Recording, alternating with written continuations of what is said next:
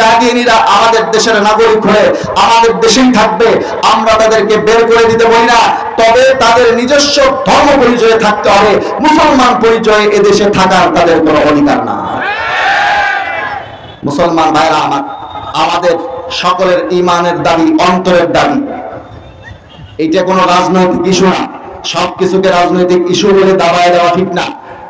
যেহেতু আমাদের দেশের প্রাইম মিনিস্টার ছিলেন মুসলমান, এখন বর্তমান প্রধান উপদেষ্টাও মুসলমান, কাজেই তাদেরকে রাষ্ট্রীয়ভাবে অমুসলিম ঘোষণার দাবি, আগে দাবি ছিল আমাদের প্রধানমন্ত্রীর চেয়ার থেকে উঠতে হবে, ঠিক এখনো আমাদের দাবি হলো প্রধান উপদেষ্টার চেয়ার থেকে রাষ্ট্রীয়ভাবে তাদেরকে অমুসলমান ঘোষণা করার দাবি উঠতে হবে।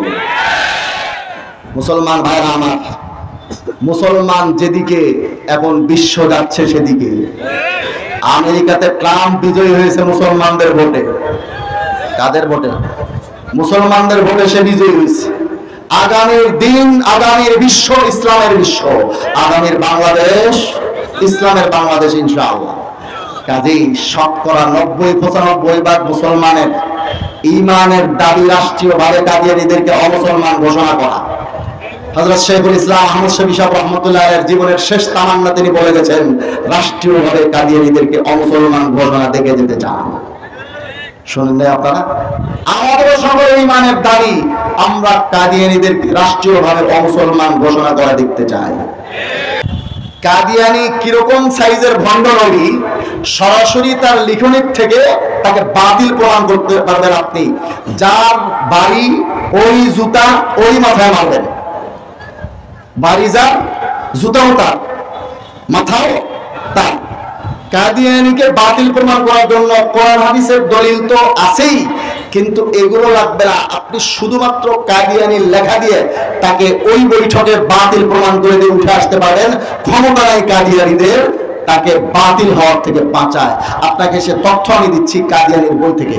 চলো, আমার কাছে যেই কিতাবটা এখন দেখতেছেন, এটা আসলে কাদিয়ানীর লেখা, তার নিজের লেখা কিতাব রুহানি খাজাইন।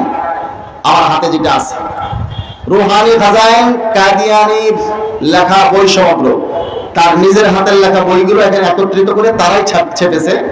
এবং এইটা উপরে লিখতেছেন 23 নম্বর খণ্ড, ইংলিশে লেখা, দেখছেন 23 নম্বর খণ্ড ইংলিশে লেখা। আচ্ছা, এই খণ্ডটা আমি 299 নম্বর পৃষ্ঠায় যাচ্ছি, কয়েকটা উদাহরণ দিব। এমন উদাহরণ দিচ্ছি যেগুলো বোঝার জন্য ডক্টরেট করতে হয় না, মাদ্রাসায় পড়তে হয় না, আলেম হতে হয় না, হাফেজ হতে হয় না, একটু সাধারণ জ্ঞান আছে এরকম যে কোনো মানুষ তাকে বাতিল বুঝতে পারবে। এরকম কিছু তথ্য আমি আপনাকে তার বই থেকে দিব। রুহানি খাজাইন, খণ্ড নম্বর 23, পৃষ্ঠা নম্বর 299, মনে রাখবেন। লালমনিরহাটে এক জায়গায় গেলাম, সেখানে দেখি তালেব আলেমদের সবার হাতে ওই কাগজ কলম, তারা নোট করে। তো নোট করা, আল ইলমু সাইদুন ওয়াল কিতাবাতু কাইদুন, এইটা আমাদের আসলে শান ওলামায়ে কেরামের। এটা নোট রাখবেন, নাইলে মুখস্থ রাখেন। বেশি হাওয়া তো দিচ্ছি না, 2-4টা মুখস্থ রাখতে পারবেন। রুহানি খাজাইন, খণ্ড নম্বর 23, পৃষ্ঠা নম্বর 299, এখানে লিখতেছে দেখেন, তারিখ দা লোক জানতে হ্যাঁ, যারা ইতিহাস জানে তারা এই কথা ভালো করেই জানে कि आपके घर में 11 लड़के पैदा हुए थे और सबके सब फौत हो गए थे। যে রাসূলুল্লাহ সাল্লাল্লাহু আলাইহি ওয়াসাল্লামের ঘরে 11 জন ছেলে সন্তান হয়েছিল, 11 জন ছেলে হয়েছে, আর এই ছেলেগুলো হুজুরের জীবদ্দশায় ইন্তেকাল করেন। আপনারা কি জানেন রাসূলুল্লাহ সাল্লাল্লাহু আলাইহি ওয়াসাল্লামের ছেলে কি 11 জন ছিল? ছিল 11 জন? সে বলতেছে এটা ইতিহাসে লেখা আছে।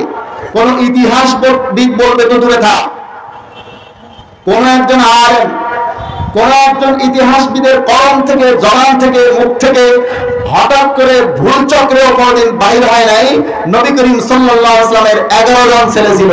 এটা এমন ডাহা মিথ্যা কথা যেটা সকল মুসলমানই জানে যে রাসূলুল্লাহ মুসলমানকে, বিধর্মীরাও যারা নবীজির জীবনী লিখেছে তারাও জানে নবীজির ছেলে 11 জন ছিল না। গোলাম আহমদ কাদিয়ানী কি লিখছে, নবীজির ছেলে কয়জন ছিল? 11 জন। চলেন, এই বইটা 566 নম্বর পৃষ্ঠায়, ঠিক রুহানি খাজাইন 23 নম্বর খণ্ড, পৃষ্ঠা নম্বর 465, এখানে লিখতেছে, তারিখ কো দেখো, ইতিহাস দেখেন, कि आप सल्लल्लाहु अलैहि वसल्लम वही एक यतीम लड़का था। রাসূলুল্লাহ সাল্লাল্লাহু আলাইহি ওয়াসাল্লাম ওই এক এতিম সন্তান ছিলেন। जिसका बाप पैदाइश से चंद दिन बाद ही फौत हो गया, যার পিতা রাসূলুল্লাহ সাল্লাল্লাহু আলাইহি ওয়াসাল্লামের জন্মের কিছুদিন পরে ইন্তেকাল করেন। এই কথা কি সত্য হতে পারে?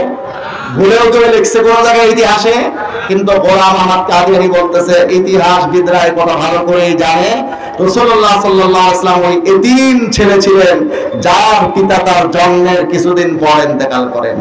হুজুরের পিতা হুজুরের জন্মের আগেই ইন্তেকাল করেছেন, সে লেখলো কিছুদিন পরে ইন্তেকাল করছে। এটা এমন মিথ্যা কথা যার সপক্ষে কোন ধরনের ভুল ভ্রান্তি করে লিখছে যে এরকম করে ইতিহাস নাই। চলেন গোলাম আহমদ কাদিয়ানীর রুহানি খাজান খণ্ড নম্বর 3 পৃষ্ঠা নম্বর 140, এখান থেকে একটা উদ্ধৃতি দেখেন। 140 নম্বর পৃষ্ঠা, এখানে লিখতেছে 3 নম্বর খণ্ডের রুহানি খাজান খণ্ড নম্বর 3 পৃষ্ঠা নম্বর 140, এখানে লিখতেছে और मैंने कहा कि 3 शहरों का नाम एजाज के साथ कुरान शरीफ में दर्ज किया गया है, যে আমি বলছি যে 3টি শহরের নাম বড় সম্মানের সাথে কোরআন শরীফে উল্লেখ রয়েছে, মক্কা और মদিনা और কাদিয়ান।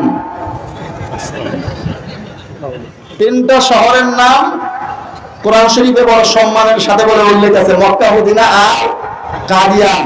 হাফেজে কোরআন আছেন, আর সাধারণভাবে সব মুসলমানই আমরা কোরআন শরীফ পড়ি, কোরআন শরীফে কাদিয়ান শব্দ উল্লেখ আছে। সে বলতেছে বড় সম্মানের সাথে 3টা শহরের নাম উল্লেখ আছে, তার মধ্যে একটা হলো কাদিয়ান। এটা এমন মিথ্যা কথা যেটা বোঝার জন্য কোন রকম ইলম কালামের দরকার নাই। মুসলমান ভাইরা আমার, রুহানি খাজাইন খণ্ড নম্বর 5, এখানে একটা কথা সে লিখছে, সেটা আমি একটু পরে বলি। আগে প্রশাসনের বাইরা এদের ব্যাপারে বোঝে না কেন এবং কিভাবে তারা ধোঁকা দেয় তাদের একটা কৌশল সম্পর্কে আপনাদেরকে অবগত করি। আমরা রাষ্ট্রীয়ভাবে তাদেরকে অমুসলিম ঘোষণার দাবি করি। রাষ্ট্রীয়ভাবে তাদেরকে অমুসলিম ঘোষণা করাটা এটা প্রত্যেকটা মুসলমানের ঈমানের দাবি। কি বলেন, ঠিক না? যদি তাদেরকে অমুসলমান ঘোষণা না করা হয়, সমস্যা কোথায়? তারা মুসলমান নাম দিয়ে যখন বইপত্র লেখে, ভুল ক্রমে এই বই পড়িয়া ওই যে মানুষ পড়ার আগে জান্নাতে থাকে, কিন্তু পড়ার পরে চট করে কোথায় ঢুকে পড়ে? জাহান্নামে ঢুকে পড়ে। এই কাফেরদেরকে, অমুসলিমদেরকে রাষ্ট্রীয়ভাবে অমুসলিম ঘোষণা না করার কারণে তাদের সাথে ছেলে মেয়ে বিবাহ দিয়া ফ্যামিলি ধ্বংস হয়। তাদের উপাসনালয়ে গিয়ে নামাজ পড়ে নিজেদের নামাজকে ধ্বংস করে।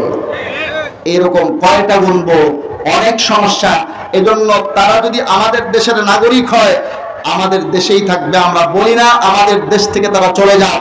যেরকম খ্রিস্টানরা আমাদের দেশের নাগরিক হলে আমাদের দেশেই থাকবে, ইহুদিরা আমাদের দেশের নাগরিক হলে আমাদের দেশেই থাকবে, বৌদ্ধরা আমাদের দেশের নাগরিক হলে আমাদের দেশেই থাকবে, হিন্দুরা, সব ধর্মাবলম্বীরা আমাদের দেশের নাগরিক হিসেবেই থাকবে। মুসলিম পরিচয়ে না, তাদের নিজস্ব ধর্ম পরিচয়ে, নিজস্ব ধর্ম পরিচয়ে, মুসলিম পরিচয়ে তাদের এদেশে থাকার কোনো অধিকার নাই। ঠিক কাদিয়ানীরা আমাদের দেশের নাগরিক হলে আমাদের দেশেই থাকবে। আমরা তাদেরকে বের করে দিতে বলি না, তবে তাদের নিজস্ব ধর্ম পরিচয়ে থাকতে হবে। মুসলমান পরিচয়ে এদেশে থাকার তাদের কোনো অধিকার না। মুসলমান ভাইরা আমার, আমাদের সকলের ঈমানের দাবি, অন্তরের দাবি। এইটা কোনো রাজনৈতিক ইস্যু না। সবকিছুকে রাজনৈতিক ইস্যু বলে দাবায় দেওয়া ঠিক না।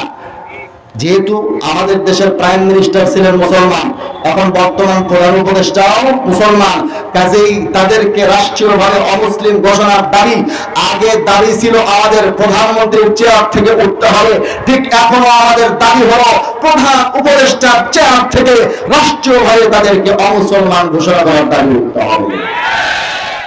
মুসলমান ভাইরা আমার, মুসলমান যেদিকে এখন বিশ্ব যাচ্ছে সেদিকে। আমেরিকাতে ট্রাম্প বিজয়ী হয়েছে মুসলমানদের ভোটে। কাদের ভোটে? মুসলমানদের ভোটে সে বিজয়ী হয়েছে। আগামীর দিন, আগামীর বিশ্ব ইসলামের বিশ্ব, আগামীর বাংলাদেশ ইসলামের বাংলাদেশ ইনশাআল্লাহ। কাজেই শতকরা 90-95% মুসলমানের ঈমানের দাবি রাষ্ট্রীয়ভাবে কাদিয়ানীদেরকে অমুসলমান ঘোষণা করা।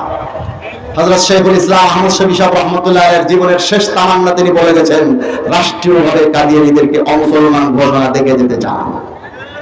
শুনলে আপনারা, আমাদের সকল ইমানের দাবি আমরা কাদিয়ানীদেরকে রাষ্ট্রীয়ভাবে অমুসলমান ঘোষণা করা দেখতে চাই। এরা বোঝে না, আমরা যতবার দাবি করি তারা কাদিয়ানীদেরকে ডাকে। এরা তো বড় ধূর্ত। ওই যে বললাম ইসলামের শত্রুরা হুঁশিয়ার, সাবধান, ঠিকই আছে। যখন এদেরকে ডাকে তোমরা বলে অমুসলিম, তোমাদেরকে অমুসলমান ঘোষণা করার দাবি করছে হুজুররা। বলে দেখেন আমাদের ব্যাপারে যদি আপনাদের সন্দেহ থাকে আগের থেকে, তাহলে এখন নগদে আপনাদের সামনে আমরা কালিমা পড়তেছি, কালিমা লা ইলাহা ইল্লাল্লাহ মুহাম্মাদুর রাসূলুল্লাহ। কালিমা পড়ে কাদিয়ানীরা প্রশাসনের লোকজনের সামনে এরা চিন্তা করে, ও এই হুজুররা তো ফালতু, এরা তো আস্থা আভ্যন্তরীণ দ্বন্দ্ব। মুসলমানদের মিলাদ কিয়ামের পক্ষে বিপক্ষের যেরকম দুইটা গ্রুপ আছে, আমিন জোরে আসতের যেরকম দুইটা গ্রুপ আছে মুসলমানদের মধ্যেই, ঠিক এরকম ভাবে কাদিয়ানী আর গায়ে কাদিয়ানী এটা মুসলমানদের আভ্যন্তরীণ দ্বন্দ্ব মনে করে তারা রাষ্ট্রীয়ভাবে অমুসলিম ঘোষণা করে না। আবার এদেরকে ডাকে, ডাকে বলে হুজুররা আপনারা যে বললেন এরা কাফের, এরা তো কালিমা পড়ে, কালিমা গো মুসলমানদেরকে আপনারা কাফের বলেন কেমন? তখন আমাদের হুজুররা আবার তাদেরকে বুঝায়, দেখেন এরা কালিমা পড়লে কি হবে, কিন্তু এরা আমাদের নবীকে শেষ নবী মানে না। ওদেরকে আবার ডাকে, কাদিয়ানীরা তোমরা বলে আমাদের নবীকে শেষ নবী মানো না। বলে কে বলে? আপনি দেখবেন ইন্টারনেটে তাদের পেজ আছে, এগুলোতে এই সমস্ত বিস্তারিত বক্তব্য। একদম আমারে মাফ করবেন, এই উদাহরণটা আসলে আপনাদের সামনে যায় না, তবুও তাকরিবুল তাফহিমের জন্য বোঝানোর স্বার্থে আমি বলছি। বিলকুল বেলা তাসবিহ, কোনো তুলনা ছাড়া তাকরিবুল তাফহিমের জন্য উদাহরণটা দিচ্ছি। ধরুন জায়েদ আমার বকর খায়েদ একজন ব্যক্তির নাম।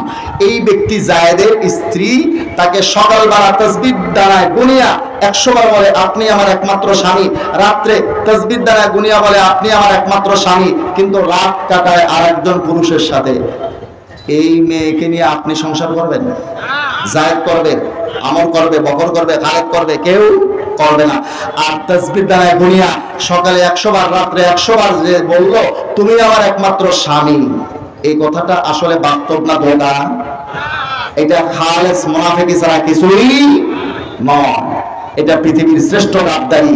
ঠিক কাদিয়ানীরা যতদিন পর্যন্ত কাদিয়ানীকে ত্যাগ না করবে, যতদিন পর্যন্ত কাদিয়ানীকে ত্যাগ না করবে, ততদিন পর্যন্ত তাদের কালিমা ধোঁকা, তারা খাতামুন নবিয়্যিন মানা ধোঁকা। দেখেন তারা কি লিখছে, তাদের বেশি দূর যাইতে হবে না। তারা তাদের গোলাম আহমদ কাদিয়ানী সম্পর্কে কি আকীদা রাখে স্পষ্ট করেছে তাদের বইয়ে। লিখতেছে হযরত মির্জা গোলাম আহমদ কাদিয়ানী মসিহ মওউদ ও মাহদি মওউদ আলাইহিস সালাম। তার মানে গোলাম আহমদ কাদিয়ানীকে তারা নবী মানে, গোলাম আহমদ কাদিয়ানীকে তারা মসিহ মওউদ মানে, গোলাম আহমদ কাদিয়ানীকে মাহদি মানে। তোমরা যতদিন পর্যন্ত গোলাম আহমদ কাদিয়ানীকে নবী মানবা, যতদিন পর্যন্ত মাহদি মানবা, যতদিন পর্যন্ত মাসিহ মানবা, এই তিনটা অথবা তিনটা যে কোনো একটা, যতদিন পর্যন্ত তোমরা কাদিয়ানীকে মানবা ততদিন পর্যন্ত কালিমা পড়লেও তোমরা কাফের, আমাদের নবীকে খাতামুন নবীয়্যিন বললেও তোমরা কাফের, কাফের, কাফের, কাফের। কারণ তুমি আমার নবীর কালিমা পড়ো, আমার নবীকে খাতামুন নবীয়্যিন মুখে বলো, তাইলে গোলাম আহমদ কাদিয়ানীকে মানো কেন? গোলাম আহমদ কাদিয়ানীকে যদি মানো, নবী মানো অথবা মসিহ মানো অথবা মাহদি মানো, যতদিন পর্যন্ত মানবা ততদিন পর্যন্ত কালিমা তোমরা পড়লেও কাফের, আমার নবীকে খাতামুন নবীয়্যিন মুখে বললেও তোমরা কাফের। আমি কি বুঝাতে পারছি আপনাদের? সর্বপ্রথম বাতিল ঝাড় করতে হবে। যতদিন পর্যন্ত এই বাতিল দিন থেকে, কাদিয়ানী থেকে বাতিল ঝাড় না করবা, কাদিয়ানীকে যতদিন পর্যন্ত ত্যাগ না করবা, ততদিন পর্যন্ত তোমাদের কালিমা গ্রহণযোগ্য না, তোমাদের খাতামুন নবীয়্যিনের আকীদা গ্রহণযোগ্য না। মুখে খাতামুন নবীয়্যিন বললে এটা বিশ্বাসযোগ্য না। তোমরা কাফের, তোমরা কাফের, তোমরা কাফের। মুসলমান ভাইরা আমার,